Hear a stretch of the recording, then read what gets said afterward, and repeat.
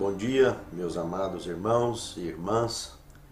É com muito prazer e também com muita satisfação que cumprimento a todos que mais uma vez se dispõem a assistir a série Lições da Bíblia, trabalhando esse novo trimestre com o Santuário e, em especial, o segundo tema desta semana, Céu na Terra. Gostaria de convidá-los para uma palavra de oração. Senhor Deus, te somos gratos por nos dar a cada lição estudada na tua palavra uma certeza maior e magnífica da tua presença em nosso meio, da tua habitação em nossas vidas e entre nós. E nos confirmarmos a cada passo, a mais e a cada respirada e a cada piscar de olhos, nos confirmar a tua graça maravilhosa, amor e disposição de nos perdoar dos nossos pecados e de nos livrarmos de todos os males. Abençoe-nos ao abrir a tua palavra para estudar. Que mais uma vez tu conforte o nosso coração e nos encha da sabedoria do teu reino. É o que te suplicamos agradecidos. Em nome de Jesus. Amém. O verso central, Hebreus capítulo 8, verso 5, Paulo fazendo um comentário sobre o Êxodo capítulo 25, verso 40, que diz o seguinte: aos quais ministram em figura e sombras das coisas celestes, assim como Moisés, divinamente instruído, quando estava para construir o tabernáculo, pois diz ele, vê que faças todas as coisas de acordo com o modelo que te foi mostrado no monte. Veja que as medidas são exatamente idênticas. E é só. Todo o resto, móveis, utensílios, rituais e cerimônias, tudo, mesmo representado por sacerdotes e sumos sacerdotes e pecadores, apenas eram somente símbolos, sombras da grande realidade existente no reino de Deus, no santuário celestial. E quão importante é compreendermos isso. Na lição, então, do segundo tema, nós temos o primeiro santuário na terra. O autor foi muito feliz em colocar essas 7 comparações do santuário com o Jardim do Éden. Como realmente se identificam. São exatas, são idôneas e inspiradoras essas 7 comparações. Inclusive, quando fala do querubim, lembrando que este querubim aqui do Éden estava com espada flamejante, semelhante a um campo de força. Logo após então, ele aparece, logo após o pecado do casal, logo após ter sido expulso o casal do jardim, para proteger o caminho da árvore da vida, para que os pecadores não tivessem acesso à árvore da vida e comessem e vivessem em pecado eternamente. Ou de forma prolongada, como tem sido o caso de Lúcifer, que já tinha pecado no céu, e enquanto ele não derrubou um dos líderes do universo, enquanto não tinha um planeta no universo, para que ele pudesse fazer parte como morador, ele ficou usando o fruto da árvore da vida, que segundo a palavra de Deus é para a saúde das nações, protela a vida. E está aí o resultado. Depois que Cristo voltar, ainda 1000 anos depois, ele estará vivo para instigar, dentro da operação do erro pleno, os ímpios à última investida, à última batalha, onde serão destruídos para sempre. Mas lembrar, essa comparação foi tão feliz, que no santuário celestial, os querubins, então, as figuras que identificam, que representam os verdadeiros querubins ali, eles estavam no lugar santíssimo, simbolizando a proteção do trono de Deus. O Deus está cercado por seres protetores, criaturas. Esses querubins, no lugar santíssimo, qualificam uma coisa muito interessante, que é o fato que ali só podia entrar o sumo sacerdote. Não podia entrar pecadores. Idêntico ao Éden. O objetivo supremo do santuário terrestre, que é a figura do verdadeiro, era exatamente preparar a raça caída para reaproximar do trono do Altíssimo e viverem com ele para sempre, no novo céu e na nova terra. A raça caída, antes de cair, fazia parte da eternidade. Ao pecar, foram excluídos. Deixaram de fazer parte da eternidade. E um plano maravilhoso já havia sido traçado antes que o mundo fosse mundo, para nos redimir, chamado plano da redenção.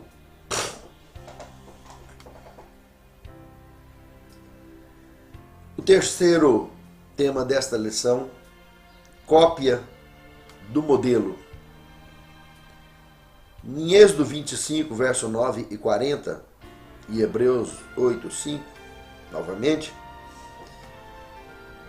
a ideia geral que fica é que quanto mais próximo do modelo real, que é aquele que está no céu, mais fácil seria a compreensão do principal propósito do santuário terrestre, que é o mesmo propósito do celeste, que é redimir a humanidade. No livro de Daniel, no capítulo 9, no verso 24, quando o anjo Gabriel explicava para ele a maior cadeia profética, foi-lhe dito que naquela primeira parte, que são as 70 semanas, o povo judeu, o povo do Altíssimo, aquele que era seus, deveriam extinguir a transgressão, dar fim aos pecados, ungir o Messias, receber e ungir o Messias, para que a justiça de Deus e o reino de Deus pudesse ser definitivamente estabelecido. Receberam o Messias, entre aspas, foi batizado por João, mas veio para que era seus e os seus não o quiseram. Assim mesmo, o Evangelho de São Mateus, capítulo 27, no verso 51, nos diz que a missão dele foi cumprida. Foi cumprida a tal ponto que todas aquelas sombras e símbolos, tudo no santuário, que era simbólico, foi substituído pelo real, porque tudo apontava para aquele real. Todas aquelas sombras apontavam para o verdadeiro corpo.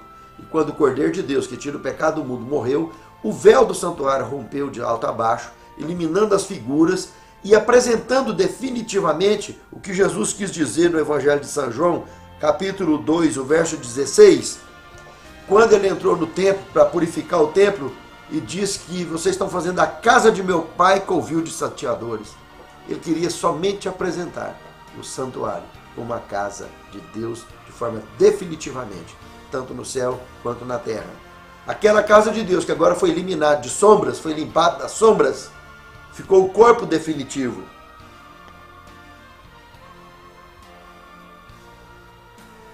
E a casa do meu pai, que ele disse, que ele apresentou, ficou então a igreja de Deus, a casa do nosso pai. E é muito interessante lembrar que se alguém verdadeiramente gosta do seu pai, ele visita o seu pai. Ele não deixa de ir na casa do seu pai. Porque se diz que gosta do pai e não vai na casa dele, está mentindo, tá? Alguma coisa está errada.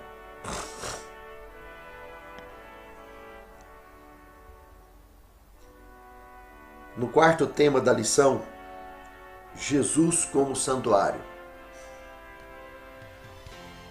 Aqui nós temos muitas informações interessantes acerca desse tema. Foi nos apresentado o livro de São João, no capítulo 2, verso 19 ao 21, quando Jesus disse que ao ser destruído o templo, destruís o templo em 3 dias, eu reconstruirei. Bastasse que se destruísse o templo, e em 3 dias ele reconstruiria. Foi isso que ele quis dizer. Com a morte dele, e ele representava todo aquele templo, ele substituiria todos aqueles rituais que para todo mundo então era vivo, e na realidade eram sombras. E quando ele ressuscitasse, ele morreu a morte eterna, e só ressuscitou porque ele não tinha pecado. Apocalipse capítulo 1, verso 5, diz que ele foi o primogênito dos mortos. Como que ele podia ser o primogênito dos mortos se já tinha 4.000 anos de pessoas morrendo antes dele? Porque a morte, como a de Lázaro e as demais, que ele se referia, é um sono. Morte eterna, ninguém no universo morreu até hoje, só ele. Por isso ele suou sangue no Getsemane. Por isso foi representado pela serpente lá no deserto. E falou para Nicodemos que quando ele fosse erguido da terra, atrairia todos a ele. Como Moisés levantou a serpente no deserto. Ele morreria a morte da serpente. E só ressuscitou porque não tinha pecado. E dessa forma pagou a conta da raça caída. E no capítulo 1, o verso 14, uma revelação extraordinária. O Verbo se fez carne e habitou entre nós. Vimos a sua glória como do unigênito do Pai. O João, quando escreveu isso, lembrou com certeza, de forma antecipada,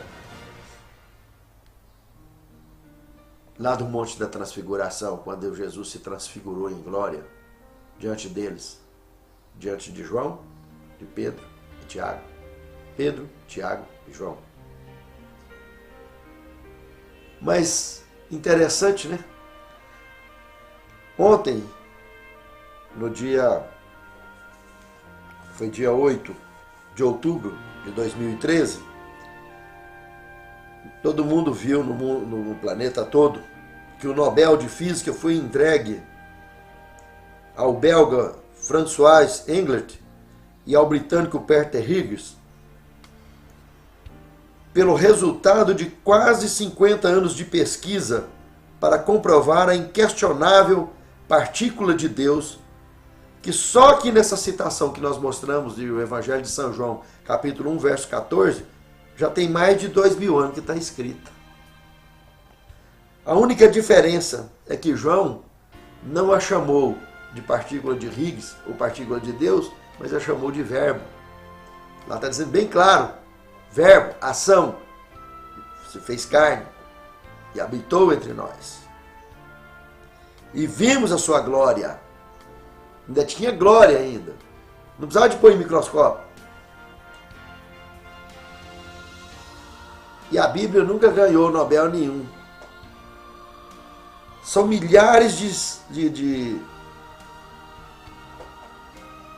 pesquisas feitas, fortunas gastas, tudo para comprovar o que a Bíblia há milhares de anos já vem dizendo. O ponto mais interessante dessa pesquisa do Nobel foi o fato, de uma forma definitiva e incontestável, levar à falência a teoria evolucionista. Porque, como disse Paulo também, que ele é o ser pelo qual nós vivemos, nos movemos e temos o nosso ser. A onipresença de Deus, esse atributo, é incontestável e já escrito há tantos milhares de anos. É interessante que tem, dentre tantas outras pesquisas, me lembro também de uma recentemente, feita agora em agosto desse ano. Final de julho foi lançado um balão com tubos microscópicos que a 27 quilômetros de altitude foi aberto para fazer coletas no espaço. Isso foi feito pelo professor Milton, da Universidade de Sheffield, do Reino Unido. E durante a chuva de meteoros Perseidas do cometa Swift-Tuttle, ele capturou um fragmento de diatomácea. Essa experiência se repetirá agora em outubro para ver se consegue coletar novamente com a passagem do cometa Halley. Independente do resultado ter influências de contaminação com lixo orgânico espacial ou não, independente de ter influência ou não, a palavra de Deus economiza tempo, dinheiro, com tantas pesquisas, porque já está tudo revelado. Seria muito mais sensato adotar a evolução da fé para aplicar em pesquisas mais objetivas, do ponto de vista da saúde mundial, da miséria mundial, dentre outros segmentos. Todo o universo tem vida. E todo o universo, todos os sistemas giram em torno dessa partícula. Partícula que é só o resultado, é só o símbolo do atributo da onipresença do grande Criador, do qual eu e você fomos feitos imagem e semelhança.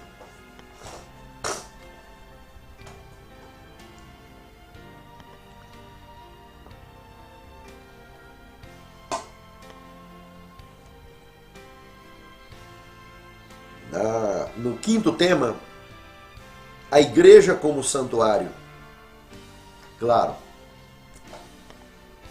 lembrando que a igreja somos nós, e isso enriquece bastante 1 Coríntios capítulo 3, versos 16 e 17,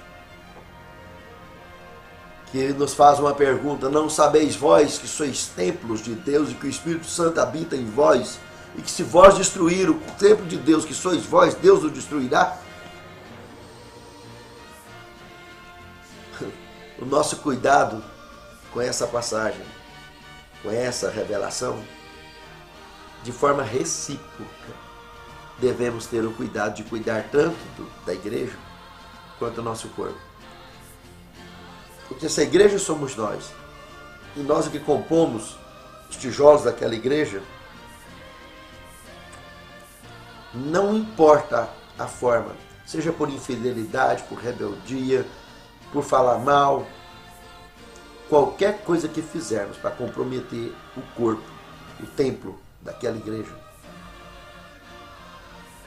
ou o nosso templo, usar coisas que fazem mal à nossa saúde, criar situações emocionais de desgaste desnecessário, tudo que promover a destruição, seja do nosso templo, que é o templo do Espírito Santo, como o templo da igreja, que é a casa do Pai, a casa do Deus, seremos severamente punidos com o extermínio. Severamente, sumariamente, seremos destruídos de forma sumária. Deus nos deu o livre-arbítrio. A escolha é nossa, mas o preço também é nosso, de nossas escolhas. Se optarmos pela graça, teremos a salvação de graça. Se optarmos pela desgraça, colheremos e tomaremos do cálice da ira de Deus derramado sem mistura. Ele deu a oportunidade de sermos salvos. Cabe a cada um de nós escolhermos.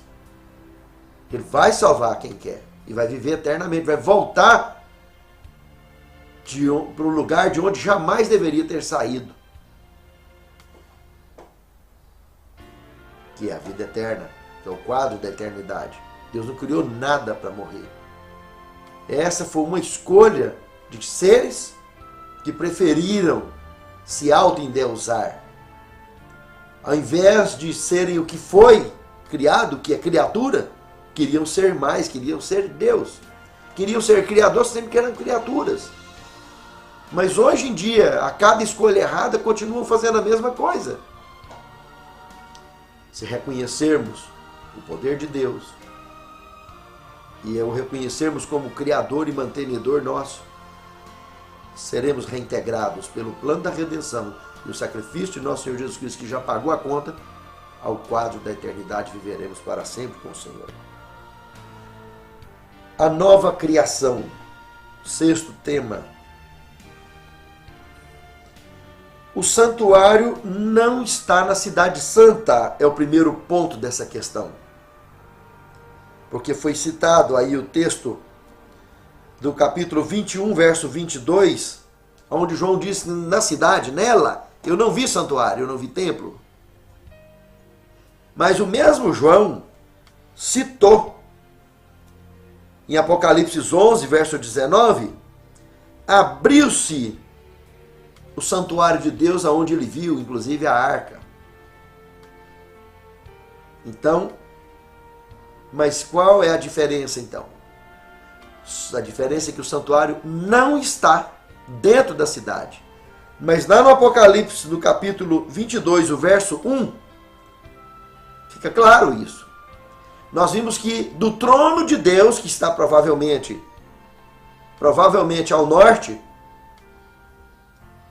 sai um rio, nasce um rio, que entra na cidade, e quando entra na cidade, no centro da cidade, duas árvores, uma de cada lado, a árvore da vida, que as folhas topam no meio, aonde mostra que a árvore da vida que tinha aqui juntou com a do jardim de Deus. E quando o jardim foi recolhido, o rio que entrava lá no Gênesis, no capítulo 2, do verso 10 ao 14, e que se dividia em 4 braços, coincidentemente, após o pecado, os querubins cercaram para que pecadores não tivessem acesso, não recolhessem nada da árvore da vida. Ninguém, nem um ser caído. E esse jardim, que tinha esse rio que entrava e dividia em 4 braços, foi levado para o céu. Só que pela revelação, 3 braços ficou aqui. E foi embora só um. Esse que saiu do trono de Deus. Que aqui era conhecido como Pison, que quer dizer grande difusão de água, e lá ele está sendo chamado de rio puro de água cristalina, de rio da vida.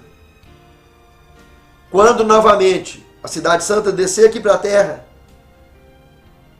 esse rio do trono de Deus, com o trono dele, com o santuário dele, da morada dele, vai descer ali de novo e reconectar os 3 que ficaram aqui, que é o Gion, o Nilo, na terra de Cush. O da terra de Havilá é esse, o Pison, que após o dilúvio, então surgiu, foi um deserto ali. E o Tigre e o Eufrates que está lá do mesmo jeito. Só tem o Chalteu Arad que veio depois do dilúvio. E quando a cidade santa voltar, inclusive o Tigre, o Eufrates, aliás, que até teria se secado, pela consequência da 6ª praga, já vai voltar a ser como antes. E não vai ter Chalteu Arad, a emenda do Tigre e Eufrates, que cai no Golfo Pérsico, que só surgiu em 2350 a.C., ocasião que aconteceu historicamente o dilúvio. E vai haver essa reconexão. Deus na sua casa, no seu tempo, e finalmente, tanto quando formos para lá, quando a cidade descer para cá, com o jardim e tudo, Isaías capítulo 66, o verso 22, poderá se cumprir definitivamente. Não é mesmo? Que seria o segundo ponto a ser observado quando a transferência do jardim foi feita para cá. Foi transferido aqui para a terra novamente, depois do milênio, depois da destruição dos ímpios. Ao participarmos da recriação do planeta Terra, toda a carne virá perante mim me adorar. E o sábado, que não é assunto a mortal nenhum discutir, que aí nesse texto de Isaías, capítulo 66, verso 22 e 23, diz que o sábado vai continuar sendo adorado. Se alguém não pode guardar o sábado, não guarde. Não quer guardar? Não guarde. Mas não conteste a palavra do Altíssimo. Sábado não é para ficar na boca de mortal discutindo. É uma questão eterna. No novo céu e na nova terra que eu hei de fazer, virá perante mim toda a carne me adorar. De um sábado a outro, de uma lua nova a outro, de um mês a outro, toda a carne perante mim virá me adorar. Assim diz o Senhor dos Exércitos.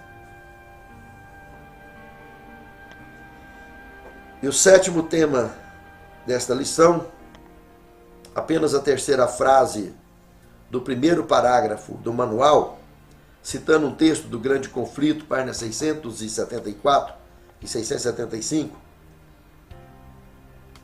os que aceitam os ensinos da palavra de Deus não serão totalmente ignorantes com respeito à morada celestial.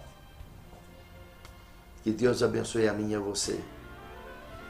Que naquele grande dia, eu e você e os nossos lares façamos parte desse quadro maravilhoso de pessoas que viverão eternamente. Todo bom mestre, não se esqueça disso, todo bom mestre, todo bom professor, para a honra e para a glória de Deus, sabe bem mais do que fala ou escreve, principalmente quando ele anda com Deus. Porque um dia, seja ele professor, seja ele aluno, seja ele discípulo ou apóstolo, seja ele mestre, ou seja ele quem quer que seja, se anda com Deus, se vive com Deus, como Enoque, viverá para sempre, como Moisés, que já está lá no reino eterno, ressuscitou para viver a vida eterna, como Elias, que está lá. Que eu e você façamos parte, seja pela ressurreição, seja pelo translado vivo e transformação para a honra e glória de Deus. Querido Senhor, muito obrigado pela esperança e a certeza que enche os nossos corações, revelando-nos através da Tua palavra. Santifica-nos em Tua palavra, porque a Tua palavra é a verdade. Encha-nos do conhecimento do Teu reino, para a Tua honra, a Tua glória e Teu louvor. E que naquele grande dia todos os Teus escolhidos que estão sobre a face deste velho mundo, sem faltar ninguém, sejam contados entre os salvos. Te suplicamos agradecidos. Dormindo no meu leito, em sonho encantador, onde eu vi Jerusalém, o trono do Senhor, ouvi cantar crianças em meio ao seu cantar, rompeu a voz dos anjos no céu a proclamar.